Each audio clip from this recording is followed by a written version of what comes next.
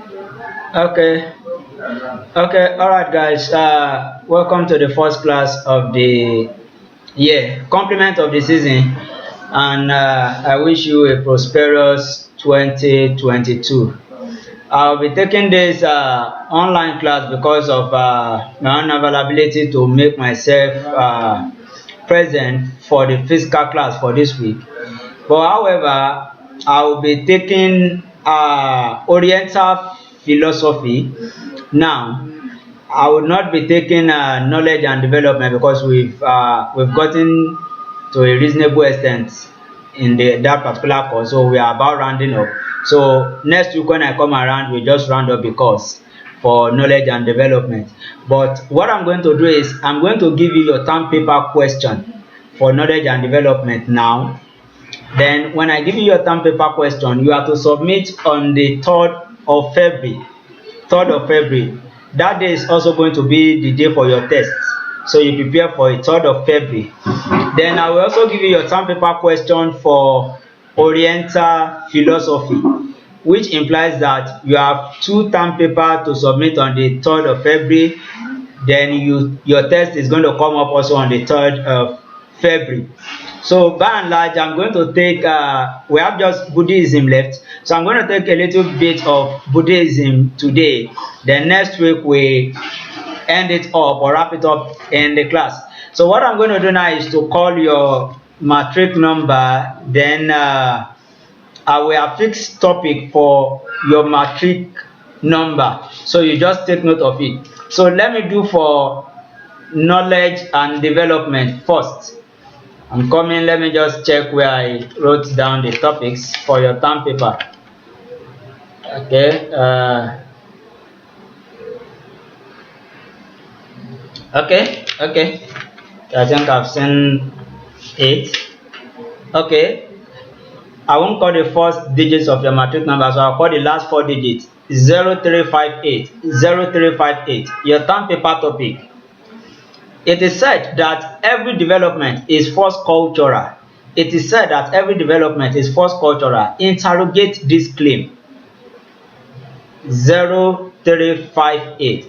Your term paper topic again. It is said that every development is first cultural. Interrogate this claim. Then 0232. 0232. Discuss critically 4 theories of development. Discuss critically 4 theories of development. 0232. Discuss critically 4 theories of development. That is your term paper topic. Then 0233. 0233. Let me get your topic. Critically discuss 5 indices of development. Critically discuss 5 indices of development. 0233. Critically discuss 5 indices of development. Then the next person is 0245. 0245.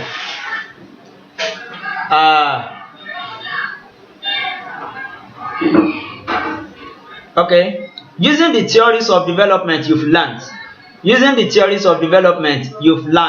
address 2 fundamental problems affecting Nigeria's development. That's your term paper topic. Using the theories of development you've learned, address 2 fundamental problems affecting development in Nigeria. That question is for 0245. Then for the last person, 0119. 0119.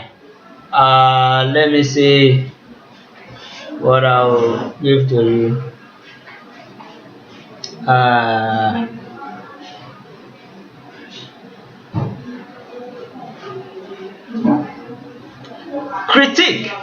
Critique the idea of modernization theory of development. Critique the idea of modernization theory of development. That is 0119. So you have your 10 paper topic for knowledge and development that way. So prepare for your test on the 3rd of February. So, for today, we'll be discussing Buddhism. We'll be talking about Buddha. I want to believe in the introduction to the class, I intimated you about the fact that we'll be discussing some Asian philosophy, of which I made mention that one of them is Buddhism. And Buddhism is a bit wide, but I'll give the introductory aspect, then I'll say one or two things about Buddhism. Then from your knowledge of Hinduism that I discussed earlier, you could be able to draw a nexus, a kind of nexus between Hinduism and Buddhism. Because one thing about Buddhism is an offshoot of Hinduism, because the founder of Buddhism used to be a worshipper and adherent of the Hinduist religion. So, just as you know, Hinduism originated in India. So, Buddhism also originated in India. So, it used to be an adherent of Hinduism before, prior to him discovering a different path to life or a different path to existence. And hence, we have what we call Buddhism. So, now,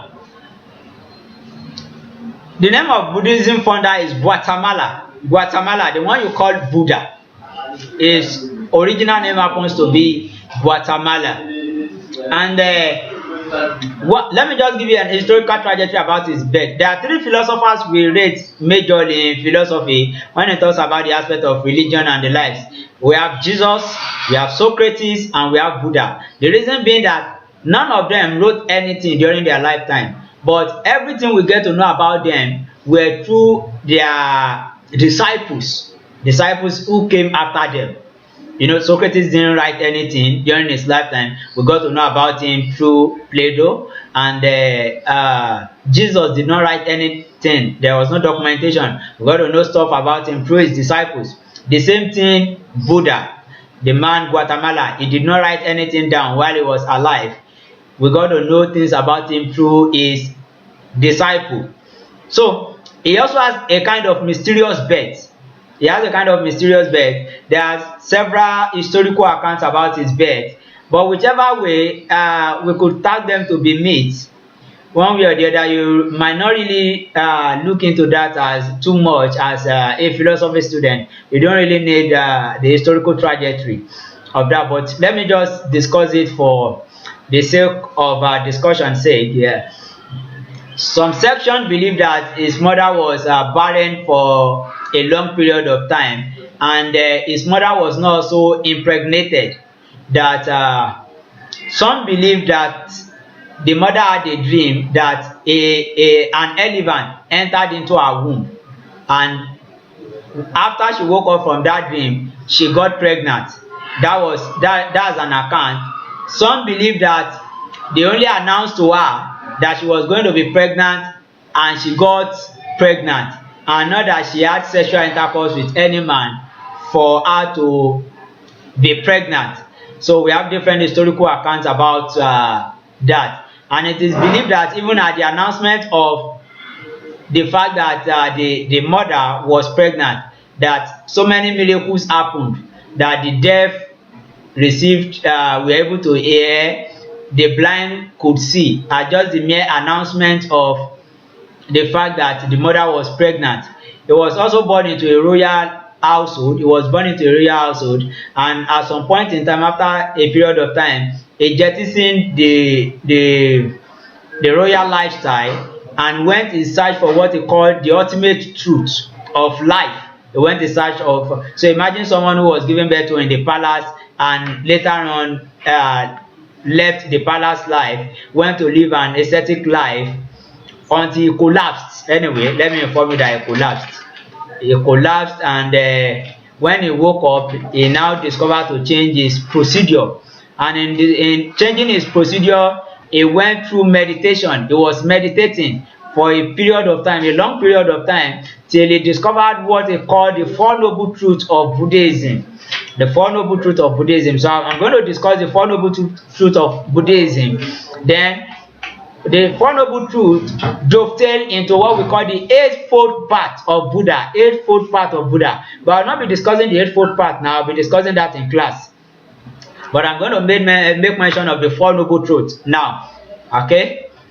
So, he left the palace life in search of what he called the ultimate truth for him. So I think he died at the age of 80. He died at the age of 80. Although people have had dispute about when he was given birth to. Some gave a record. Some said he was given birth to 100 years earlier than that. But nevertheless, we are not historical students. We really do not need to focus on the date of his birth. But we just look into his philosophy and things we need to know about him. I told you there was no written work about him. His name is Guatemala. Then so what are his philosophy? I told you his philosophy stem out of Hinduism, and I've discussed what Hinduism is all about. But there's a slight distinction between what he was discussing and what Hinduism is all about. Although you will still be able to meet one or two concepts that synergize together in Hinduism and Buddhism. And he believed that life is all about suffering. That life is all about suffering. He said living process is likened to fire. Living process is likened to fire. And he believed that this suffering is caused by humans themselves. And how is this suffering caused? He said it's caused through illusion, our passion and our craving.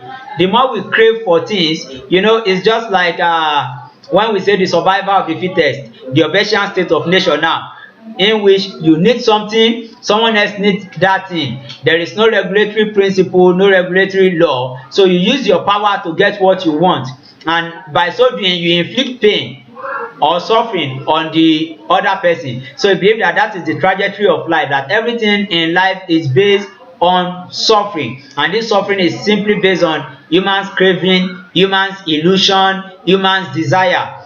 And he said it is important for you to live this life of suffering.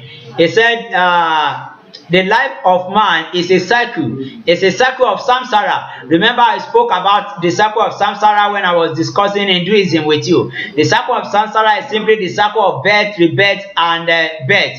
What we call the reincarnation or transmigration of the soul in Western thought. When you are giving birth to, you live, you die again, you live, you die again. But for Buddhism, he did not believe in the metaphysical idea of the soul. In Hinduism, there is this idea of the metaphysical conception of the human soul, and it is the soul that keeps revolving, that keeps coming over again till he has what we call the absolute freedom, what we call the moya. Okay, is it moya or moksha now? I think I've discussed that, so no need to go about it again. But for Buddhism, there is also this circle of samsara, and there is what we call karma. By implication, of course, you know what karma is all about. That means the life I'm living now is previously a reward of the previous life I've lived. So let's say I've done something evil in my previous life. That means some of the predicaments I'm facing now, or some of the issues I'm facing now, is based on the evil I've done in my previous life. And if I'm facing some things that are good presently now, it then implies that maybe in my previous life I've done some things that are good, and I'm being rewarded for the good thing that I did in my previous life. So that's the cycle of samsara. It is governed by the cosmic law of justice that we call karma. I hope you understand that.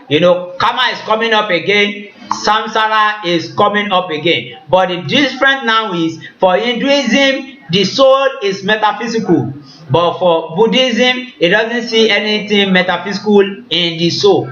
And for Hinduism, you discover that when the soul finally attain release from the endless cycle of samsara, the soul returns back to what? The Dharma, which happens to be the supreme being, the God. But now, for Buddhism, when the soul attains freedom from the cycle of samsara, from the endless cycle of birth, rebirth, and birth, the soul goes to a place what they call the Buddhist Paradise. It is called the Nirvana. The Nirvana. I think I would, when I get to class next week, please remind me some of these concepts. I will need to write the spelling for you. I need to write the spelling for you so that you won't mix it up when you get to exam. Nirvana, that is Nirvana. That is Nirvana. Of course, you know Samsara already and you know Karma.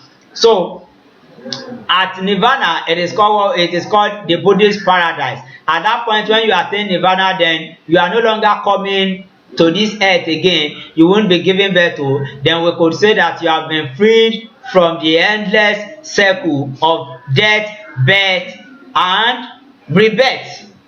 I hope you get that point. Now, so before we move on, let me give you the topic for your term paper for Oriental Philosophy. What I gave you earlier was knowledge and development. Note that properly. What I gave you earlier was knowledge and development. So let me give you your term paper topic for Oriental Philosophy. Okay?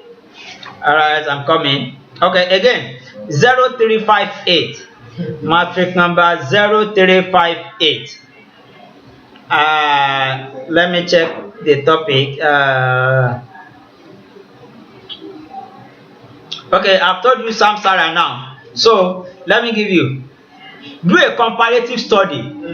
Do a comparative study of the idea of Samsara in Hinduism and Buddhism. A comparative study of the idea of Samsara in Hinduism and Buddhism.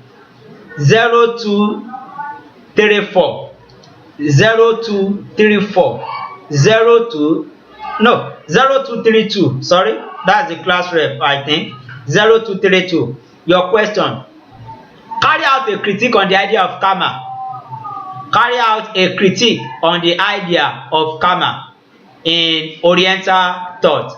A critique of the idea of karma in Oriental thought. Of course, you meet karma in Confucianism, in Buddhism, in Hinduism, and in Taoism. You know, I told you it's Taoism, not Taoism. Then the next person, 0233. 0233. Now this is it. Interrogate the idea of filial petite. Interrogate the idea of filial petite in Confucianism. 0233. Interrogate the idea of filial petite in Confucianism. Then 0245. 0245. 0245.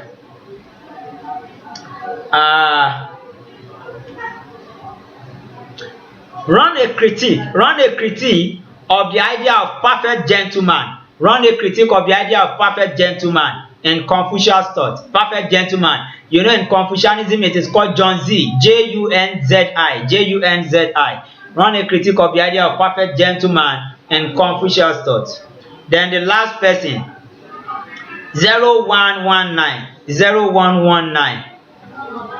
Discuss the indeterminate. Discuss the idea of the indeterminate in Taoism. Discuss the idea of the indeterminate in Taoism. Taoism, you know the spelling Taoism, not Taoism. Taoism. Discuss the idea of the indeterminate. 0119. So that's your term paper topic for Oriental Philosophy. 3rd of February, I'll be taking it and we'll be having your test.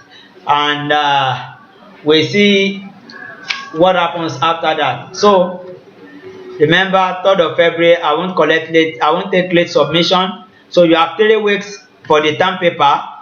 That's why I'm not waiting till next week when we see before I give you the term paper topic.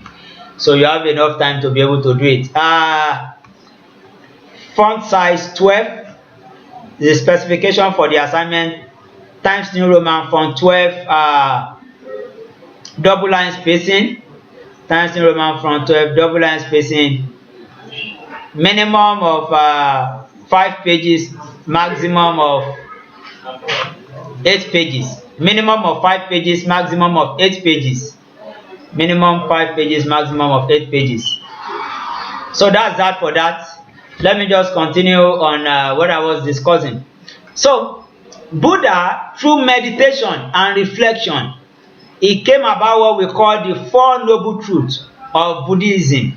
Four Noble Truths of Buddhism. Now, before I go to the Four Noble Truths, the idea of soul in Buddhism is also called Atma. You know, in Hinduism it's called Atma. In Buddhism it is also called Atma. It is called Atma. But the soul in Buddhism is seen as the self, not a metaphysical soul now. It is purely material. Are you getting my point? It's purely material. The idea of Atma in Buddhism is the self, the human self, not like the idea of the soul in Hinduism. So what is the Four Noble Truths? The Four Noble Truths of Buddhism now is this. The first is dukkha. Dukkha. D-U-K-K-H-A. D-U-K-K-H-A. And what does that mean? It means suffering originates through craving for pleasure. Suffering originates through craving for pleasure. And everything about the universe is all about suffering. That is the first truth that Buddha got to discover under the tree when he was meditating. That suffering is the lifestyle of human. There is nothing like pleasure. It is an endless cycle of suffering, and this suffering is true pleasure. So as a philosopher, you could interrogate this very idea of suffering. That is it true? To what extent is life based on suffering? For instance, we once had a deputy governor of a state that said the time he faced suffering in his life, that he had the greatest embarrassment and suffering in his life, was when he had flat tire and rain was falling. To someone, they may look at it as, well, is this thing called suffering? So the idea of suffering, you could interrogate it. That what did Buddha really mean by suffering? What did Buddha mean by suffering? So is a concept that you could interrogate properly, and that is the duty of a philosopher. You interrogate it. You don't just take it hook, line, and sinker. Then the second truth is samudaya. Samudaya. S-A-M-U-D-A-Y-A. S-A-M-U-D-A-Y-A. And what does this say? The truth that craving can be eliminated. The truth that our craving for pleasure can be eliminated. That is the second truth. The truth that our craving for pleasure can be eliminated. To what extent can our craving for pleasure be eliminated? Those are some of the discourse I expect you to interrogate. To what extent? Because some will tell us that we cannot have pleasure without pain, and we can't have pain without pleasure. And they believe that that's how life is all about. But he said that our craving can be eliminated. Can human need be satisfied? Because when he says our craving can be eliminated, is it possible that we have humans at one point in time not craving for something? I think only the dead we have that kind. And I don't know, perhaps the dead might even have a craving when we have the idea of an afterlife.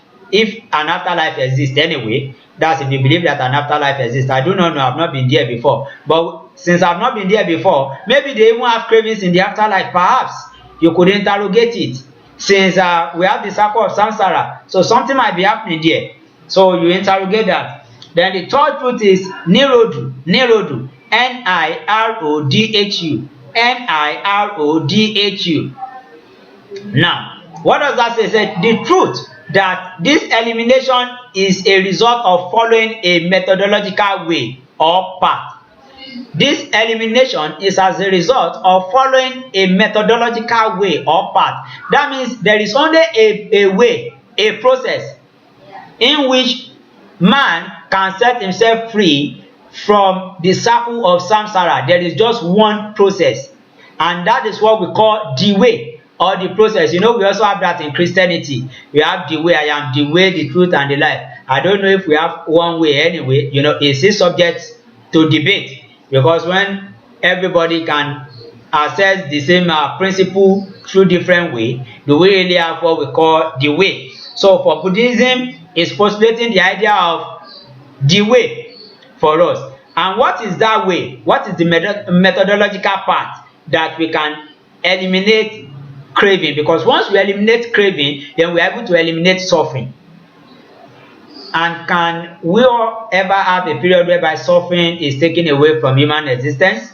So those are issues you look into. The path is called the Magga. Magga. Magga.